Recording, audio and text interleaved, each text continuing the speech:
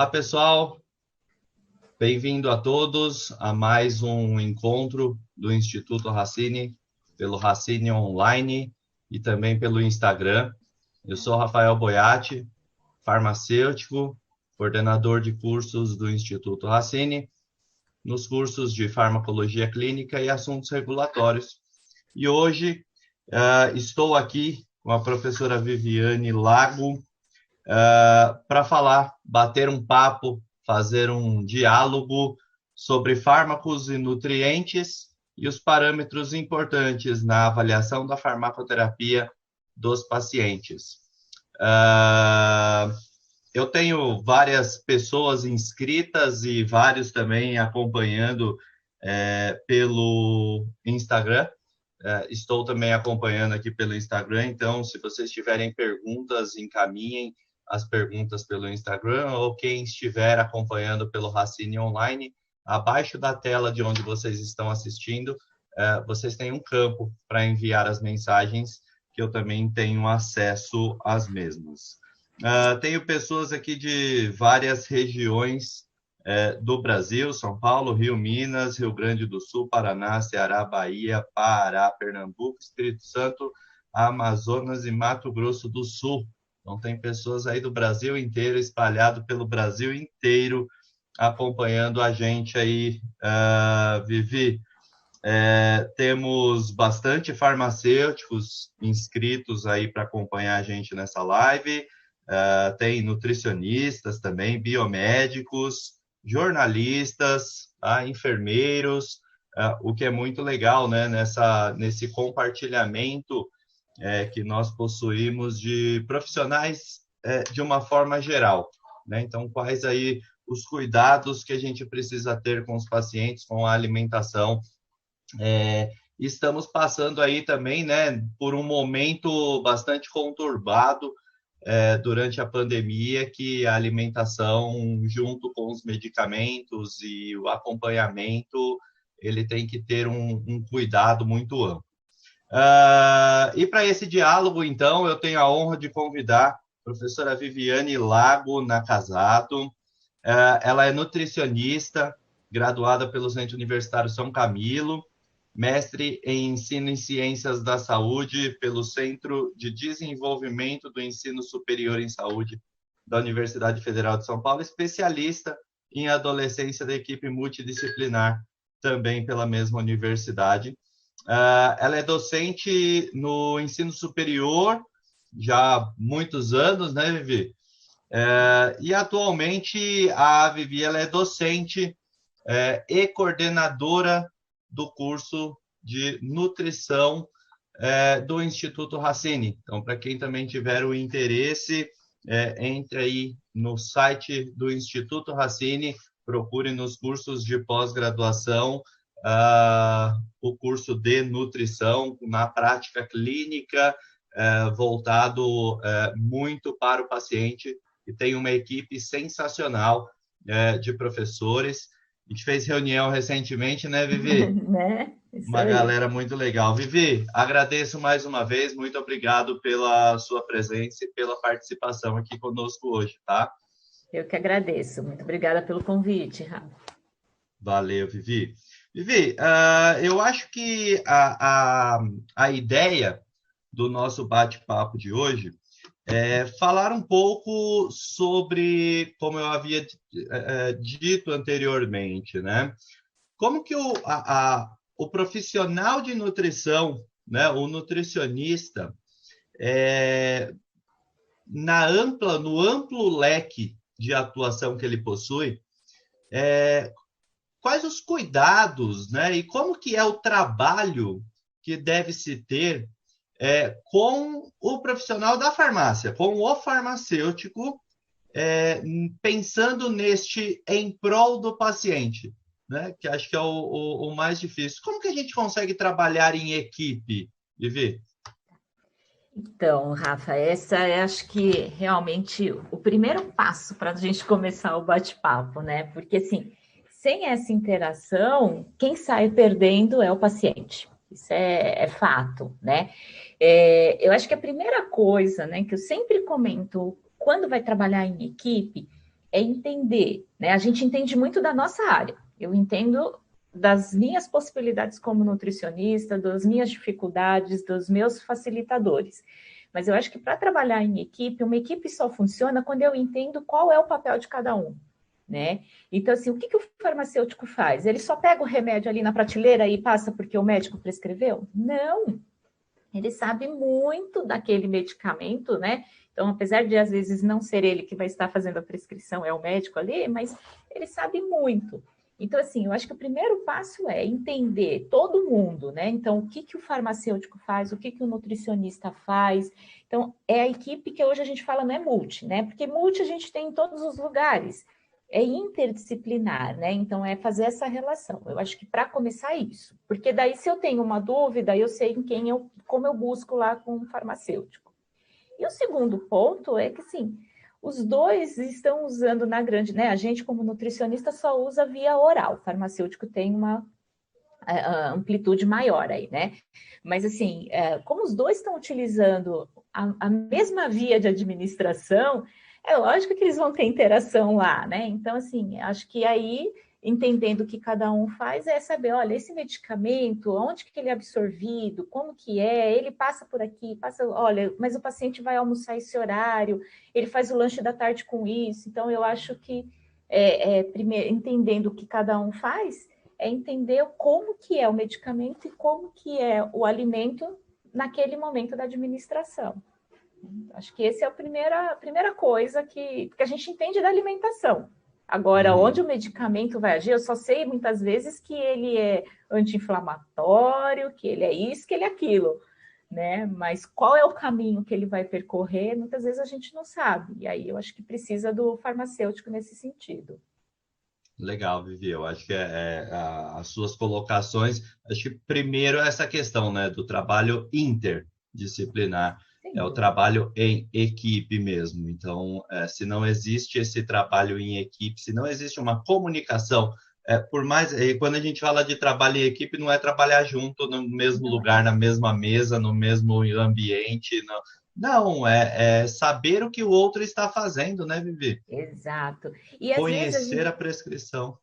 Total, e a gente está falando, às vezes, dessa facilidade de estar no ambiente, né? Ah, eu sei que eu tenho ali qualquer dúvida, eu até pego o telefone e ligo para o farmacêutico só ramal, né? Uhum. Mas às vezes a gente também tem um nutricionista que está lá no consultório, atende 10 pacientes, que tem 10 médicos diferentes, e eu nem sei onde esse médico está. Então, eu preciso desse contato com o paciente. Olha, deixa eu conversar com o seu médico, deixa eu conversar com quem te prescreveu, para entender o motivo.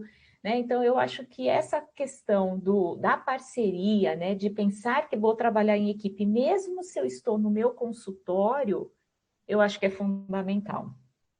Legal. Ô, Vivi, para a gente trazer, né, um pouco dessa questão da farmacoterapia dos pacientes em si, são pacientes que, em vários momentos, eles estão fazendo tratamento de algo, né? Eles estão fazendo acompanhamento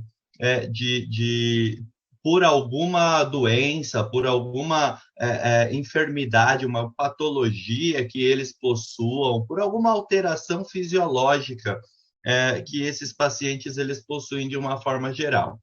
É, como que a gente pode avaliar, né, se este paciente ele está melhorando ou não a sua a doença com o uso do alimento? E eu queria saber de você, Vivi, mais especificamente, qual que é a importância de uma alimentação adequada para a melhora clínica desse nosso paciente? O que você enxerga atualmente, né, como você trabalha com esse acompanhamento dos pacientes, como que você enxerga a alimentação para os pacientes que estão tratando uma doença? Isso é muito interessante, Rafa, porque assim, hoje a gente tem um ponto que é muito estudado, que é a microbiota intestinal, né? Então, se eu pensar, já partir do princípio que eu preciso de uma microbiota intestinal para que toda a parte de absorção, digestão e aproveitamento de tudo que passa pelo trato digestivo seja eficiente, a alimentação já é fundamental. Então, assim, por que é fundamental? Porque se a minha alimentação ela modifica a microbiota intestinal, se eu tenho uma alimentação inadequada, eu também posso ter um efeito desse medicamento inadequado, mesmo sendo o melhor medicamento da face da Terra, né? Então, assim, a gente tem essas diferenças. Hoje a gente sabe que uma alimentação com muito industrializado, muitas gordura, um único grupo de alimentos, tá? Pode modificar toda essa comunidade bacteriana. Então, eu acho que o primeiro passo é pensar que a alimentação, isso sem contar outros fatores que envolvem a microbiota, hein? Só estou falando da alimentação. Mas, assim, de entender que primeira coisa a alimentação modifica a microbiota, e isso pode modificar ação, de repente, desse medicamento, né? E esse é um ponto. O segundo ponto é realmente avaliar a alimentação no sentido de que qual que é o horário de medicação, que tratamento que é, para entender também o tempo de digestão, né? Então, assim, a gente sabe que alguns alimentos têm um processo mais rápido, outros um pouco mais lento, né? Então, por exemplo, a alimentação rica em gordura, por exemplo, ela demora mais para fazer um processo digestivo. Isso pode, se eu tiver naquele momento com o uso de algum medicamento, ter um tempo maior daquele medicamento também. Então, tem esses fatores para a gente avaliar, né? Então, a alimentação eu acho que é fundamental nesse processo de efeito, né? Você perguntou também de avaliar, né? Como que ele pode estar. Aí, assim, eu acho que seria muito mais.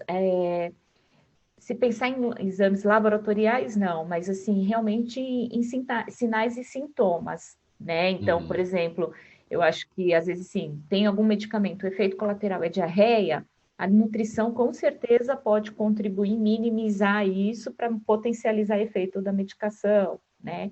E aí seriam, por isso que eu trabalho em conjunto, né? Eu acho isso muito louco, viu, Vivi? Essa questão primeiro, né? Essa questão da microbiota que você comentou, eu acho isso muito louco, tá? Como Espetacular, né? farmacêutico, é espetacular. E aí eu estava há pouco tempo fazendo uma pesquisa sobre isso para uma aula, inclusive, que eu estava montando, a questão da microbiota envolvido em casos de demência, em casos de cegueira, em caso de depressão, de ansiedade, então assim, né, o intestino envolvido com a fisiologia do corpo inteiro. Inteiro. Eu sou suspeita porque eu amo esse tema, né? E assim, Aham. a gente tem muito já da comprovação científica, até de alguns mecanismos que envolvem esse eixo intestino e cérebro, né? Então, são vários, eles são mecanismos endócrinos, são mecanismos via nervo vago, então, tem muita coisa interessante, e eu acho que o primeiro ponto é avaliar essa questão, porque vai trazer uma diferença aí desse efeito fisiológico do medicamento, e se a gente for mais além, talvez até essa questão do placebo esteja envolvida nessa relação Uhum, também. verdade. Eu confesso que eu não me aprofundei muito no assunto por falta de tempo, mas pelo o que eu li é muito louco, É muito é legal. muito interessante, é muito interessante. A segunda coisa, Vivi, que eu queria comentar, e aí, né, aquela questão, eu estou acompanhando aqui, né, as perguntas e as mensagens que vão chegando para a gente. O segundo ponto que você colocou, até o porquê da minha pergunta, né, Vivi? O que a gente vê ao longo aí do nosso acompanhamento do paciente, tanto ambulatorial quanto não ambulatorial, e mais os pacientes ambulatoriais que estão recebendo uma nutrição via sonda, por exemplo,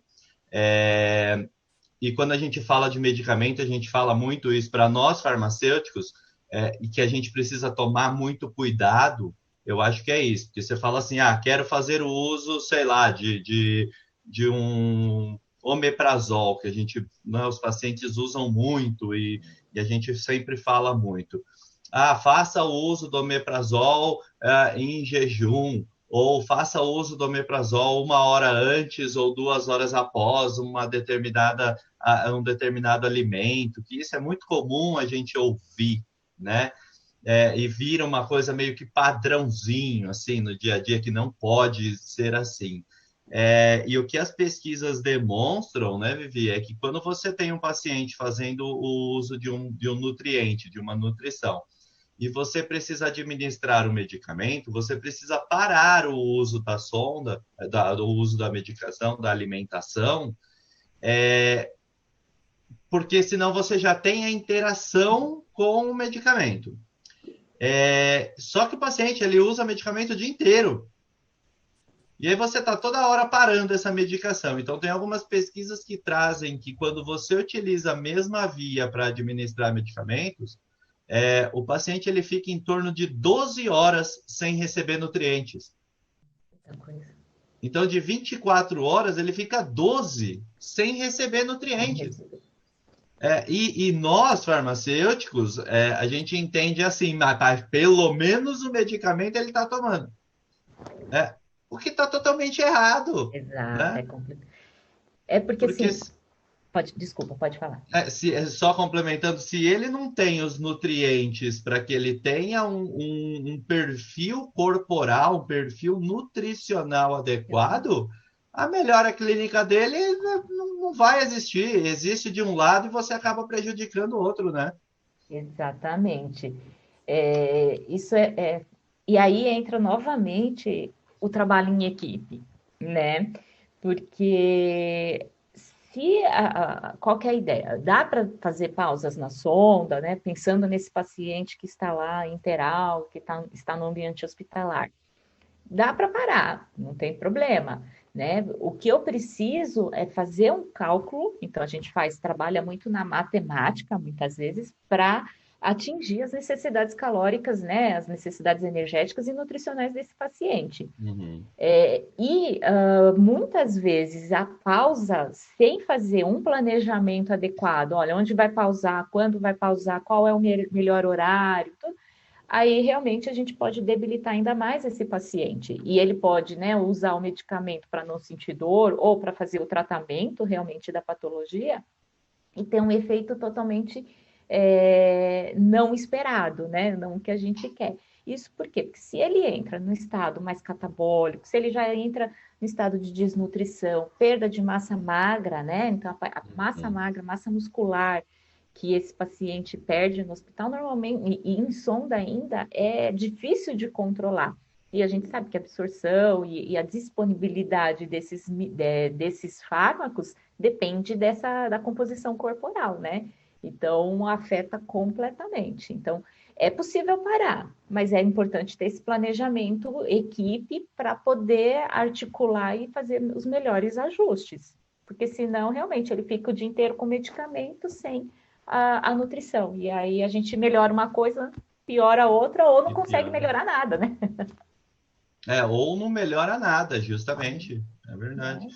E a gente tem também um sério problema, né, Vivi, de pensamentos aleatórios que eu não sei de onde surgiram, mas muitas vezes até dentro de casa ou até em cursos de graduação mesmo, que às vezes acontecem, é aquela ideia, né, do medicamento, ele não pode ser utilizado com alimento, né? Ou você não pode administrar junto alimento com medicamento.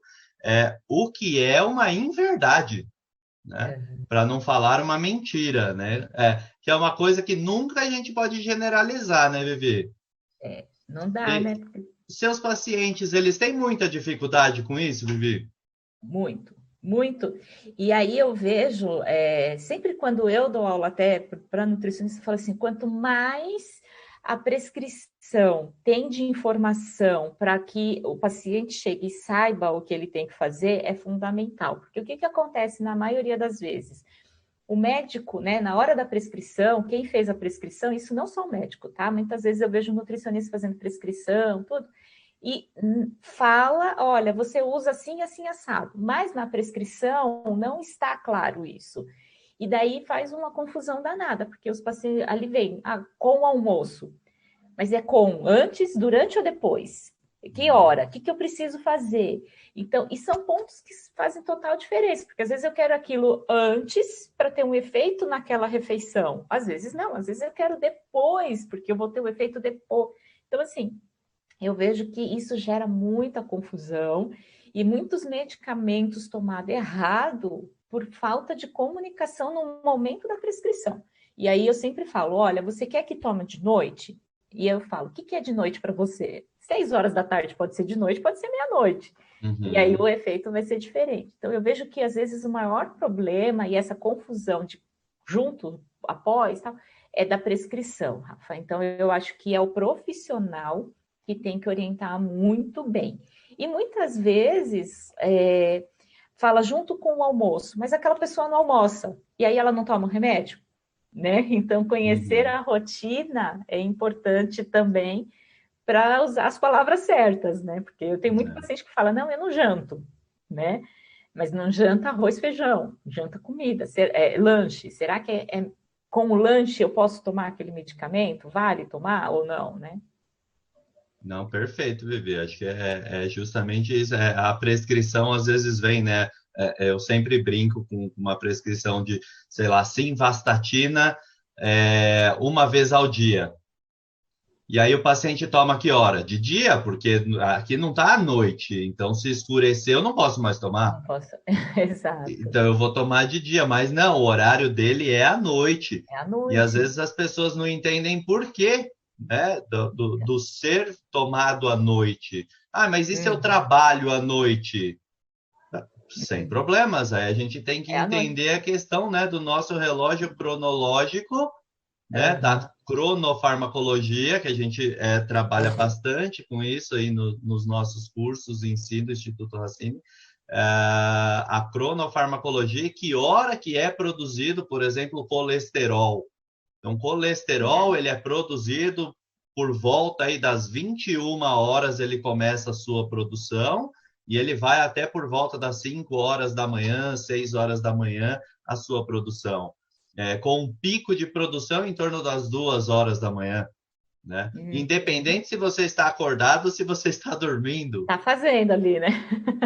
E aí entra a questão farmacológica, a meia-vida da simvastatina. Aí muitas pessoas perguntam, né? Falam, mas se ele é produzido à noite e a simvastatina tem que tomar à noite, por que que a atorvastatina eu posso tomar qualquer horário do dia, né? Que entra a questão da meia-vida de eliminação do fármaco. O tipo, né? A substância que está sendo utilizada, né?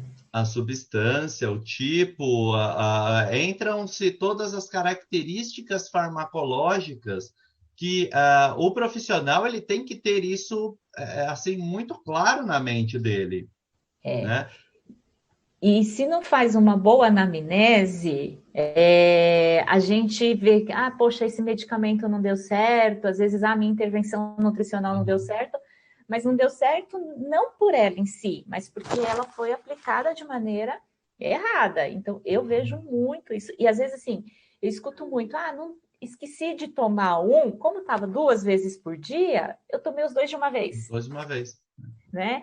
Então, tudo bem fazer isso? Não está tudo bem, né? Porque se ele está para tomar de manhã e à noite, 1 e 2, sei lá eu qual o horário, é porque tem um motivo para isso, né? Então, eu acho que a maior dificuldade de paciente, muitas vezes, é a maneira como está escrita a prescrição.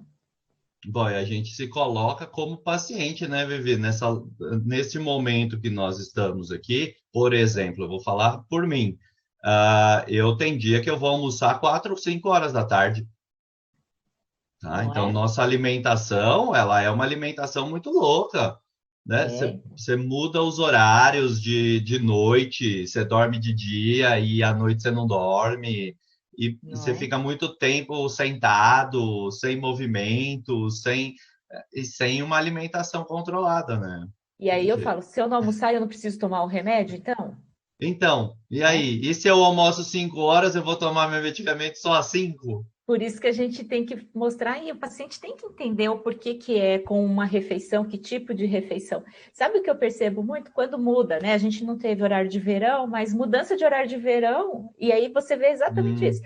mudou o horário de verão, eu continuo o meu medicamento sempre às 2 horas da tarde ou eu faço o horário de verão? E aí, assim, é por quê? Porque ele não entendeu essa questão de meia-vida, né? Então, se você pensar no fármaco, na meia-vida, se ele tem 5 horas, 5 horas, não depende do horário de verão, né? Você vai acabar mudando sua Você vai. prescrição. É verdade, sem dúvida alguma.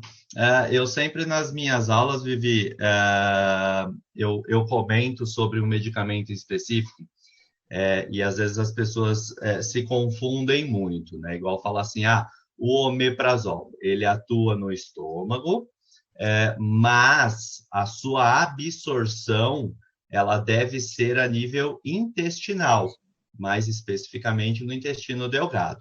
E aí algumas pessoas se confundem com uma dúvida assim, mas eu li ou eu ouvi que para absorver o omeprazol eu preciso de um meio ácido. Eu preciso que tenha ácido no estômago e tudo mais.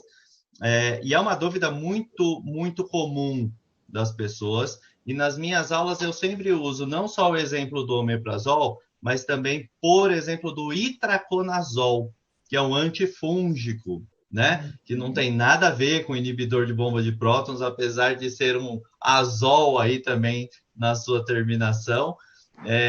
Não tem nada a ver uma coisa com a outra, mas tem uma informação, inclusive na bula, e as pessoas se assustam às vezes quando eu falo isso, que o itraconazol ele diz assim na bula: fazer o uso do itraconazol junto com uma refeição gordurosa Tá, e de preferência junto com refrigerante à base de cola. tá. Então, olha, né, aquela questão, vou fazer o uso do medicamento com refrigerante? Não Não pode, pode. né? Mas espera aí, tá na bula? Você já pegou a bula para ler a bula, como que está descrito na bula? Né? Então, essa Então, questão do nutriente com alimentação, né? total. E assim, né, você está falando do omeprazol, por exemplo, que é um dos medicamentos mais utilizados aí, né, pelas pessoas, até porque hoje a gente tem muita gente usando anti-inflamatório, aí usa o anti-inflamatório junto com o omeprazol para não acabar aí com Uhum, parte gástrica, tudo. E aí, pensando no omeprazol, a gente tem pesquisas mostrando o quanto ele interfere na microbiota, por exemplo. Então, o quanto ele prejudica, né, muitas vezes, a permeabilidade. Então, eu aumento chance, às vezes, de ter processos alérgicos, de ter alguma outra questão pelo uso excessivo do omeprazol, porque ele precisa lá do intestino, precisa lá daquele espaço, apesar de estar uhum, protegendo o estômago.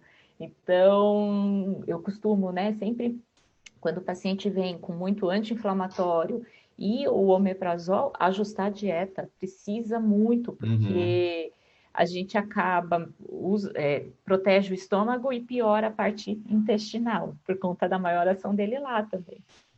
É verdade. A gente tem uma pessoa participando com a gente aqui pelo Instagram de Nova Delhi, lá na Olha, Índia, viu, Vivi? que legal. É, thanks for participation. Tem o Hugo Carvalho, coloca aqui, boa tarde, alguma experiência de manejo de tratamento quimioterápico oral devido ao consumo de algum alimento, Vivi? Quando a gente pensa em quimioterápica, eu não tenho muita experiência em oncologia, mas o que a gente tem dos alimentos para esses pacientes é trabalhar os sintomas que a quimio costuma trazer, né? Então, Uhum, assim, a gente sabe que prejudica, né, toda a parte de mucosa, tudo, então a gente tem que pensar nos alimentos que vão prejudicar menos, né? Então, alimentos muito ácidos que vão trazer dor, a gente acaba não utilizando. Então, a alimentação, às vezes, quando a boca está muito ruim, a gente usa mais canudo, às vezes para alimentação. Então, uma alimentação líquida que vai com canudo. Então, nesse sentido, eu não tenho experiência total em onco para dizer assim que vai ter alguma interação. Interação tem, principalmente se eu pensar lá, né, na parte de metabolização nível de fígado. Então, com uhum. certeza a gente tem algumas coisas, mas assim, que até onde eu saiba, a gente não tem restrição de alimentos que porque tal alimento vai prejudicar a ação do químio. Não, a gente tem interação com outros medicamentos, com fitoterápicos, questões assim. Então, chá medicinal, todas essas coisas a gente precisa aí de uma atenção especial. Agora, o alimento, na sua matriz de alimento, eu não conheço. A gente usa mais para trabalhar os sinais, né, e os sintomas que levam aí a químio. É legal, acho que só complementando aí a pergunta do Hugo, né, Vivi, é um cuidado que a gente precisa ter sempre mesmo. E assim, a nutrição de um paciente em tratamento quimioterápico, ele é uma nutrição mais difícil, vamos dizer assim, de fazer, porque normalmente esses produtos, de uma forma ampla, eles causam alterações fisiológicas. Se ele não causa uma náusea e um vômito, né?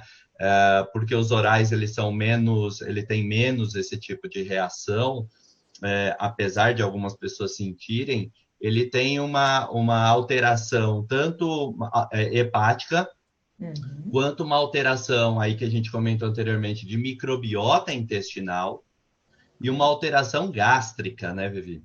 Porque, querendo ou não, a medicação, ela tem uma influência nas células de todo o nosso trato gastrointestinal.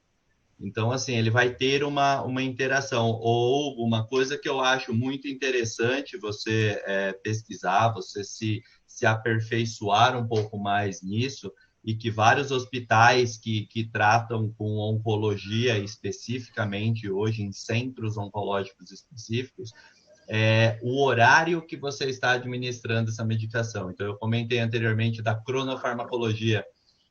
Tem alguns fármacos que eles são melhores absorvidos ou que eles causam menores efeitos adversos nos pacientes, somente alterando o horário que você administra a medicação para o seu paciente, tá? Então, assim, não necessariamente com a nutrição ou não, mas com relação ao que ocorre no nosso organismo fisiologicamente de acordo com o horário do dia. Tá? Então, eu acho muito interessante, às vezes, você partir para esse tipo de pensamento, para essa demanda, né, da oncologia que está cada vez mais crescente, né, o acho número de casos. Desculpa. Acho que a nutrição nesse paciente, né, em uso de químio, né, nesse paciente oncológico, a nutrição visa preservar estado nutricional nesse momento, entendeu? Então, ela é fundamental para manter, melhorar, se for o caso, o estado nutricional, mas ela tem que adequar a essa situação e reduzir os sintomas, né? Que vão prejudicar ainda mais a alimentação, né? Que daí eles entram num estado de anorexia, às vezes maior, por conta aí desse desconforto dos medicamentos quimioterápicos. É verdade.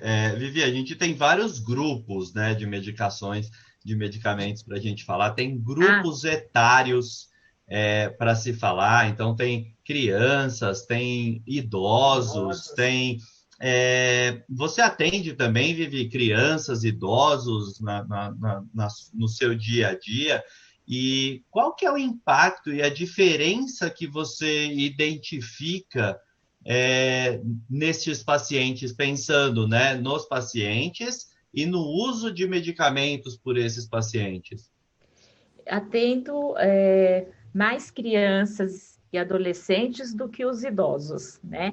Mas eu tenho alguns idosos, eu tenho idoso em casa também, então a gente consegue ver aí a dificuldade e são realmente duas situações bem diferentes, mas com particularidades de absorção, né? Se a gente pensar em farmacologia, na farmacocinética, tudo é diferente. Então, assim, de criança, o que eu percebo, Rafa, é assim, muitos utilizam muito mais vitaminas, tudo. Quando já o uso de vitaminas, a gente tem estudos mostrando que muitos não fazem o uso, porque dependem dos pais e por vários motivos que nem vem aqui a discussão, acabam não utilizando. O que eu vejo é que a gente tem que ficar atento que tem muitas crianças já utilizando medicamentos mais pesados, da linha aí mais psiquiátrica, que a gente tem que ficar atento, né?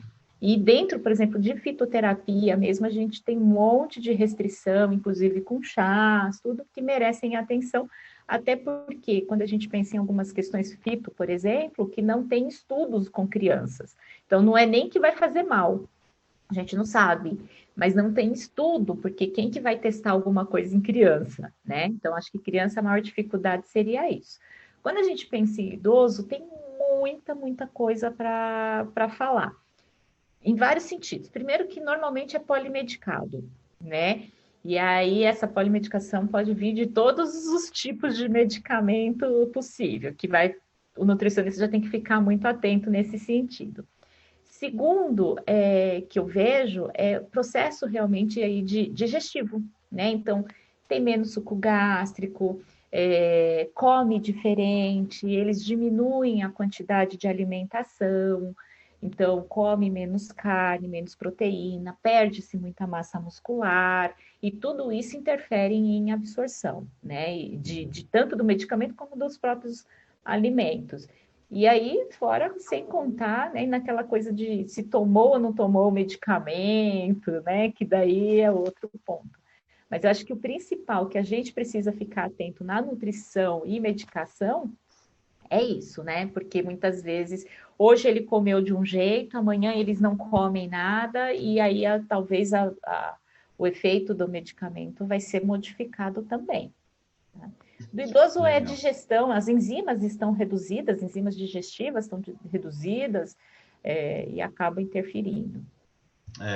Eu acho que você tocou num ponto muito interessante, né, Vivi? A alteração fisiológica que Natural. existe naturalmente em uma criança e em um idoso. A criança, por exemplo, que você falou, né? O que a gente sempre comenta com criança, eu trabalhei 5 anos em hospital infantil, com crianças especificamente, e assim, o que a gente vê são drogas órfãs, né, de terapia, ou seja, o uso não aprovado para crianças, e a gente pega uma dose de adulto e transporta isso para a criança, como se fosse, né, que a gente sempre Simples, brinca e né? tem até artigos, né, a criança não é um pequeno adulto, Não, né, ele tem uma alteração hepática, que o fígado não está formado totalmente até, por exemplo, seus 2 anos de idade, córtex frontal, é, córtex cerebral frontal, ele não está formado até por volta dos 16, idade, é 17 anos, onde ele vai terminar a sua maturação e a sua formação total. Isso em crianças, né? A motilidade gástrica é muito aumentadíssima, diferente. quantidade de líquido é muito alta, é em torno de 30% do peso corporal da criança, a mais do que do adulto é água, então gira em torno de 80% do peso corporal da criança é água, né? Diferente do idoso, que de É tudo 80% a gente contrário. passa para 50% da quantidade de água, né, em média. A atividade hepática, às vezes, ela não é funcionante, motilidade Exato. gástrica é péssima, né? É muito ruim. A dentição para mastigação, você falou assim, os idosos comem menos carne por questão de mastigação, na maior parte das vezes, que não Hum, tem mais os dentes para conseguir mastigar algo com uma consistência exato. mais dura, e aí passa para fazer purezinho, pastinhas, né? E alimentos menos E de a mais densidade fácil calórica diminui. deglutição. Densidade calórica diminui, perda de massa muscular de uma forma geral, principalmente em membros inferiores. Enfim, são alterações, né, extremamente amplas do que a gente tem. Eu queria saber, Vivi, porque aí envolve também no idoso vizinho, né, que trouxe aí uma medicação nova, né, que o É isso que médico eu ia passou para mim foi bom. Então, acho que para você também então, usa aí para ver como que é.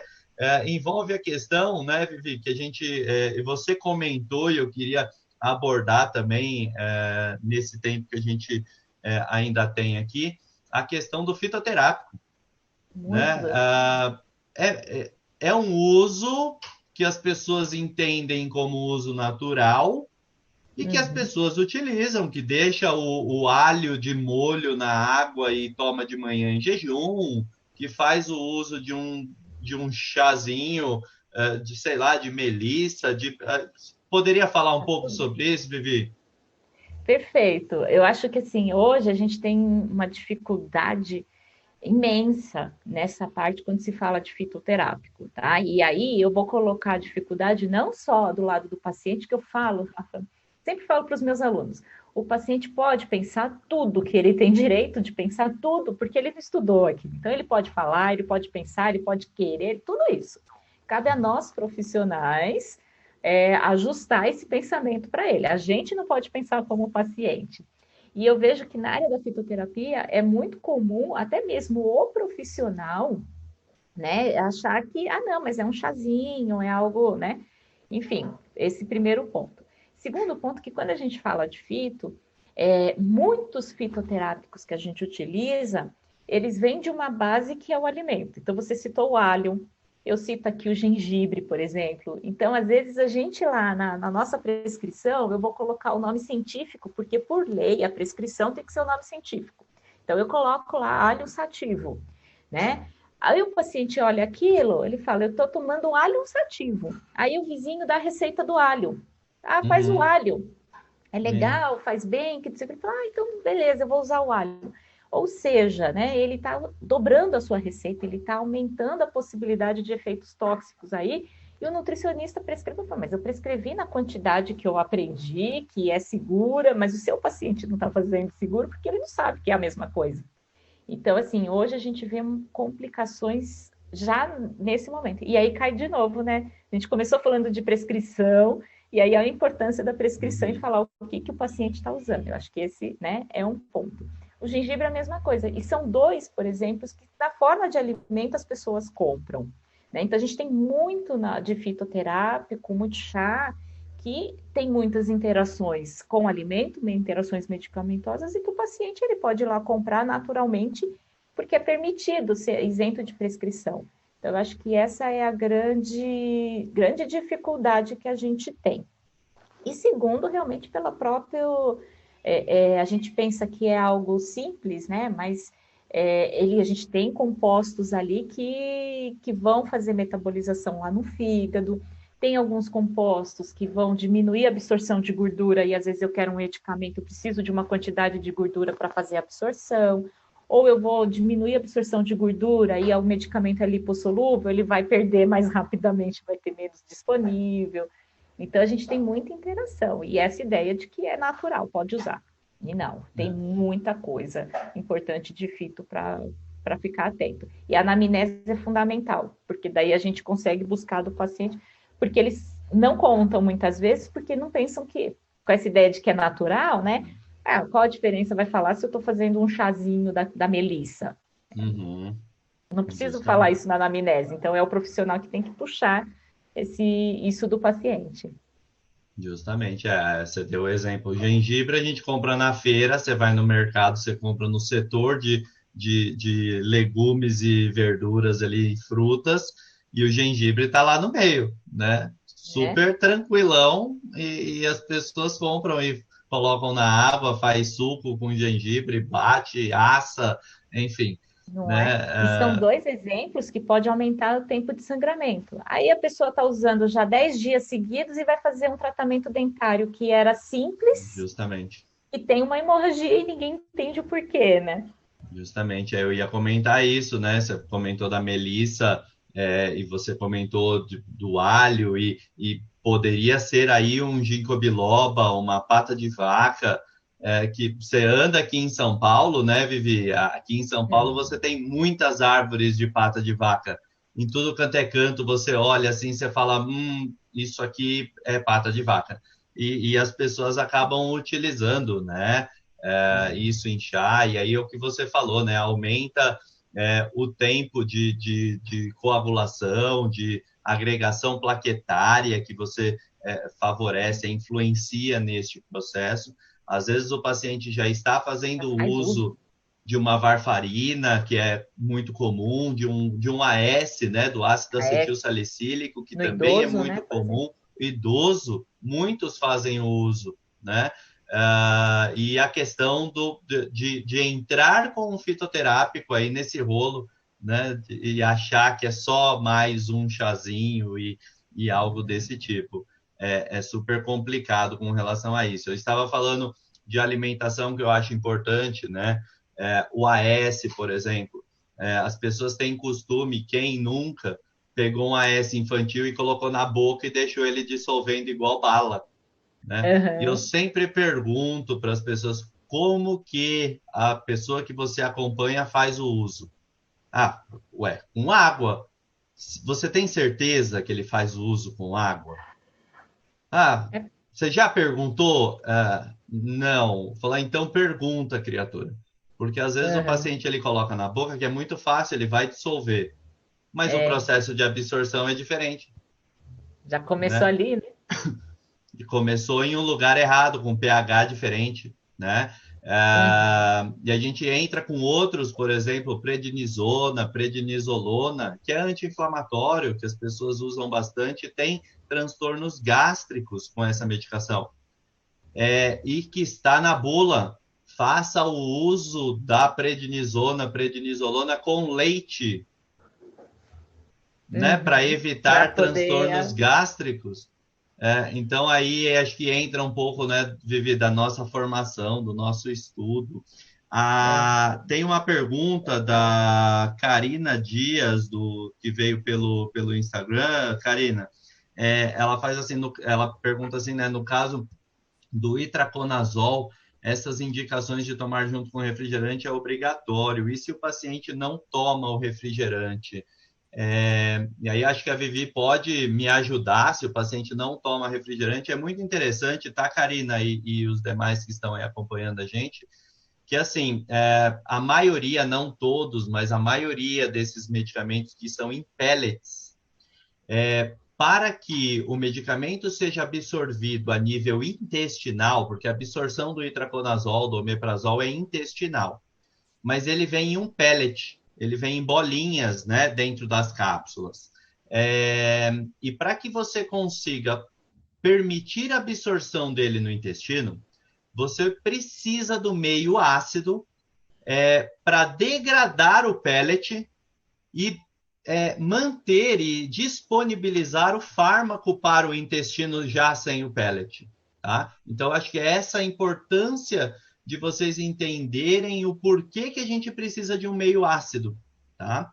E se o paciente não toma refrigerante, ele poderia partir para outras medidas, né? Como, por exemplo, um suco, né, Vivi? Na verdade, assim, se você pensar, né, o próprio suco, é, e não precisa, naquela coisa assim, né, eu vou consumir um suco, o ácido vai acidificar, não é só isso, né, então tem toda a alimentação, por exemplo, uma alimentação muito mais proteica, por exemplo, também acidifica ali, ó, né, toda essa região, então não precisa ser o refrigerante em si, né? Se eu pensar na microbiota alterada, o refrigerante às vezes só vai piorar aquela microbiota, né? Com outras bactérias mais básicas, porque elas vão se consumir do açúcar, e se eu tenho um desequilíbrio lá. Então, assim, eu acho que assim, poderia ser algo para começar a repensar que tem que ser o refrigerante, porque às vezes ele só Uhum, vai piorar aquela condição intestinal, né? Talvez ajude naquele momento ali, mas enfim, eu acho que tem outras estratégias, mas uma alimentação realmente mais proteica uhum, acidifica o ambiente, o próprio suco, né? Então, o tempo, né, também de trânsito intestinal também eu acho que é outra coisa, né?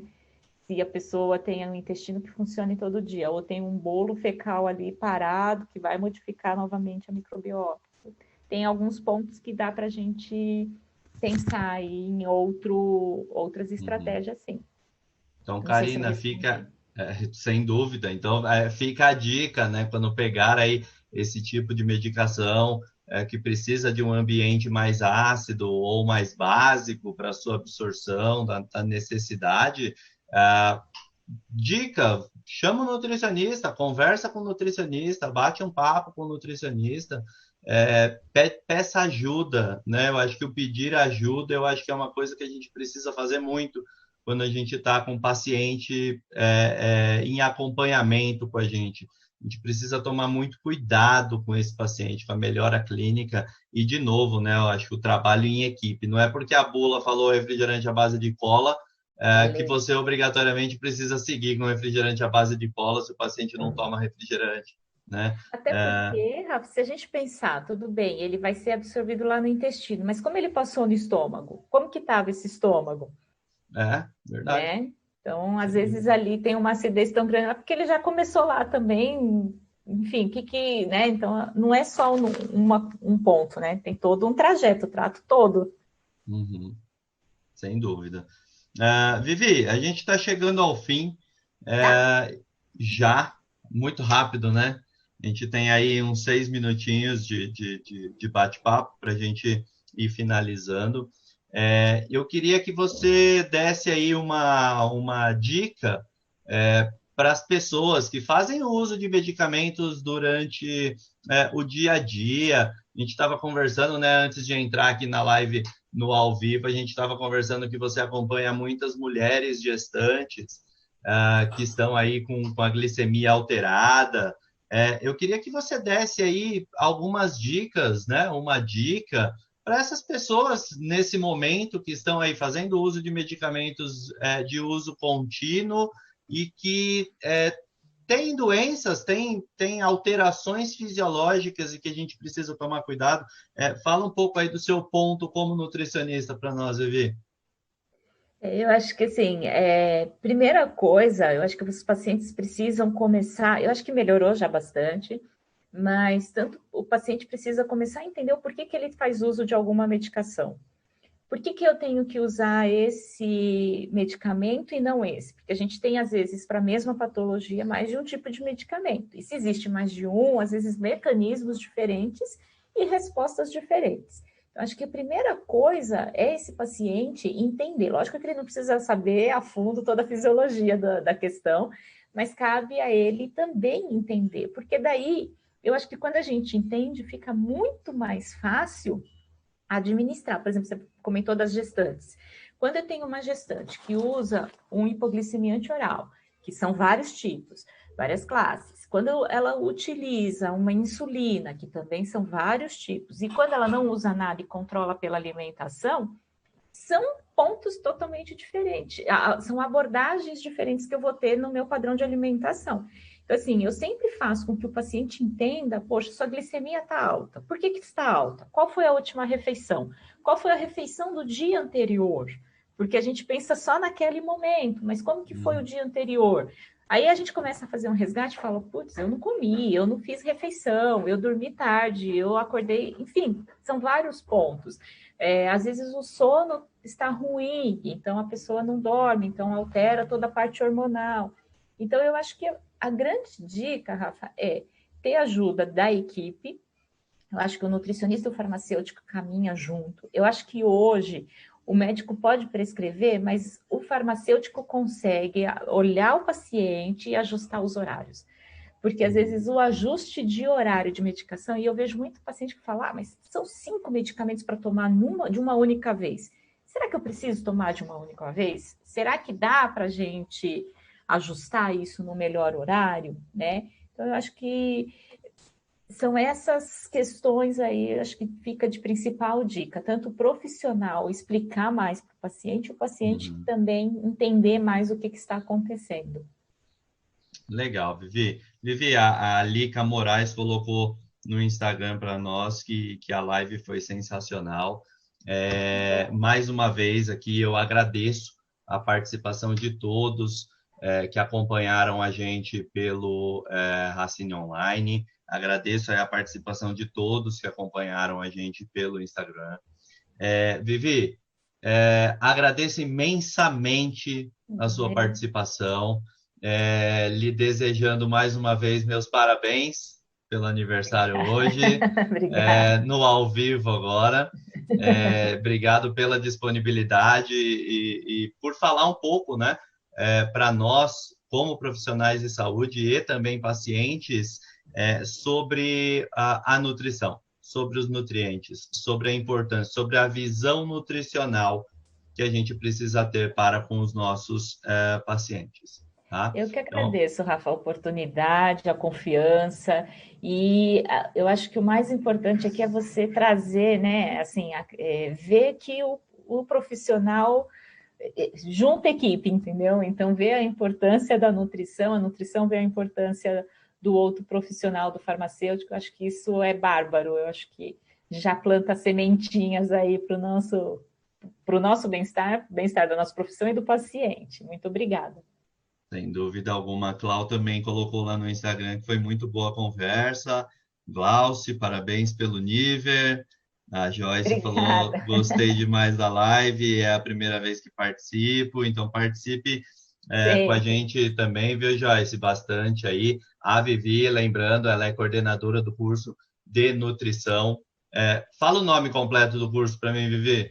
O de pós-graduação, a gente tem nutrição clínica, né? Pós-graduação em nutrição clínica, com ênfase em suplementação, comportamento alimentar e fitoterapia. A gente está com a terceira turma aí, ainda tem vaga para começar, né? E os cursos Legal. intensivos também. Legal, legal.